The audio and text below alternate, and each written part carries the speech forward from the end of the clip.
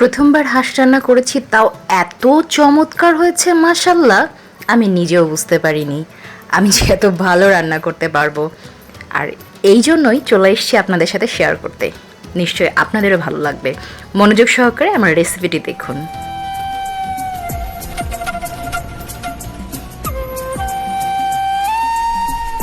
বিসমিল্লাহির রহমানির রহিম।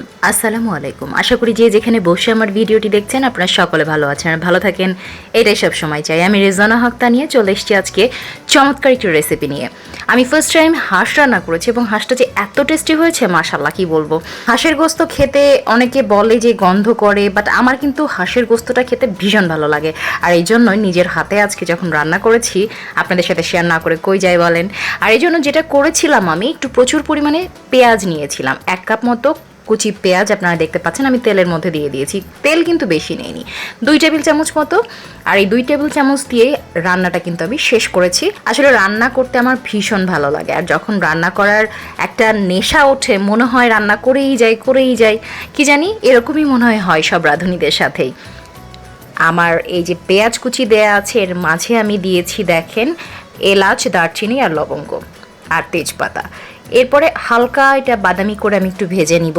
আসলে আমরা প্রত্যেকেই কিন্তু কম বেশি ভালো রান্না করতে পারি, আর রান্না করার জন্য যে জিনিসটা বেশি প্রয়োজন আমি মনে করি সেটা হচ্ছে মন যত সুন্দর করে দিয়ে আপনি রান্না করবেন রান্নাটা টেস্টি হবেই।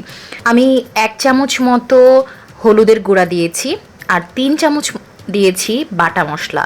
এরপরে একটু কষিয়ে এর মধ্যে পানি দিয়ে দিচ্ছি। শুকনো ঝালের গুঁড়া আপনারা আপনাদের স্বাদ মতো দিবেন, যে যেমন ঝাল খেতে পছন্দ করেন সেভাবেই দিবেন। আমি 1 চা চামচ দিয়েছিলাম, কারণ আমাদের বাসায় খুব একটা ঝাল খাওয়া হয় না। আর এই যে দেখেন আমি কিন্তু পানিটা দিয়ে মশলাটা কষাচ্ছি। ওই যে বললাম, রান্নাতে যতটা মন দিয়ে আপনি রান্না করবেন রান্না তত টেস্টি হয়। আর আরেকটা জিনিস হচ্ছে, মশলা কষিয়ে যত রান্না করবেন, কষানো রান্নাটা কিন্তু খাবার মজা বা খাবার যে স্বাদটা অনেক গুণে বাড়িয়ে দেয়। এই যে মশলাটা কষানো প্রায় হয়ে গেছিলো, আমি এর মধ্যে এখন হাঁসের গোস্তগুলো দিয়ে দিচ্ছি এবং এটাকে এখন আমি অনবরত কষাতে থাকবো। অল্প অল্প পানি দিব এবং কষাতে থাকবো। আর সবথেকে বড় কথা হচ্ছে যে আজকে আমার এই হাঁসটা অনেক দূর থেকে নিয়ে আসা হয়েছে। আমি যখন রাজশাহীতে এসে পৌঁছাইনি তার আগে আমার হাঁস চলে এসছে, তার মানে হাঁসটা রেডি হয়ে গেছিল। আর ভালোবাসার মানুষগুলো আছে বলেই আমরা অনেক শখ করতে পারি, আমাদের শখগুলো হয়তো পুরনো হওয়ার এই জন্য এই সুযোগও থাকে। আর সবার জন্য হয়তো সব কিছু না, বাট আলহামদুলিল্লাহ আমি খুবই ভাগ্যবতী যে আমি যখন যে জিনিসটা চাই ভালোবাসার মানুষগুলো আমার জন্য সেটা রেডি করেই ফেলে। তো এই যে দেখতে পাচ্ছেন আমি একটু সময় নিয়ে হাঁসের গোস্তটা কষাচ্ছি, কারণ ওই যে বললাম হাঁসের গোস্তটা কষানোর জন্য কিন্তু একটু সময় দিতে হবে, অনেকটা গরুর গোস্তের মতো। আপনি যত সময় নিয়ে কষাবেন তত ভালো লাগবে। আমি এর মধ্যে এখন 1 কাপ দুধ দিলাম, আপনারা চাইলে নারকেলের দুধও ব্যবহার করতে পারেন। আর যেহেতু আমি আলাদা করে পানি দিচ্ছি না আপাতত, আমি এই দুধটা দিয়ে কষাবো। এবং এই যে মানে আমার কাছে মনে হলো যে নারকেলের দুধ যখন নাই, আর নারকেলের দুধটা আসলে আমি খেতে পারি না, একটু সমস্যা হয়, তো যার জন্য গরুর দুধটাই দিয়েছি এবং এটাও কিন্তু খেতে ভালো হয়েছে। হাঁসের গোস্ত খেতে পছন্দ করেন না এমন খুব কম সংখ্যক মানুষই হয়তো খুঁজে পাওয়া যাবে। হাঁসের গোস্ত খেতে সবাই খুব পছন্দ করি আমরা, তাই না? আর এই মুহূর্তে যারা আমার ভিডিওটি দেখছেন তারা কারা কারা পছন্দ করেন না আমাকে কমেন্ট করে জানাবেন প্লিজ। আর যারা পছন্দ করেন তারা জানাবেন কেমন লাগলো আমার রেসিপিটা। আর যে কথাটা সবসময় বলি, যারা আমার চ্যানেলকে এখনও সাবস্ক্রাইব করেননি প্লিজ পাশে থাকা বেল আইকনটি প্রেস করে আমার চ্যানেলকে সাবস্ক্রাইব করে আমার সাথেই থাকবেন। অসংখ্য ধন্যবাদ সবাইকে। আর এই মুহূর্তে দেখতে পেলেন আমি কাঁচা মরিচ দিয়ে দিলাম, 7-8টা মতো কাঁচামরিচ দিয়ে দিয়েছি, কারণ আমি দেখেন কাঁচামরিচটা কিন্তু আস্তই রেখেছি, কারণ আস্ত কাঁচামরিচের ফ্লেভারটা আমার খুব ভাল লাগে। মাশাল্লাহ চেহারাটাই কত সুন্দর, অনেক বেশি ইয়াম্মি হয়েছে না? আমি এতটাই এক্সাইটেড ছিলাম যার জন্য আপনাদের সাথে কথার সাথে সাথে রেসিপিটা পুরো শেয়ার করছি। আশা করি আপনাদের খারাপ লাগবে না। আসলে এই যে এই কালারটা, এটা দেখেই মনে হচ্ছে খেয়ে ফেলি, কিন্তু ট্রাস্ট মি আমি রান্না শেষ না হওয়া পর্যন্ত নিজেও কিন্তু চেখে দেখিনি রান্নাটা কেমন হয়েছে। অনেকটা রিস্কের মধ্যেই ছিলাম যদি খেতে ভালো না লাগে।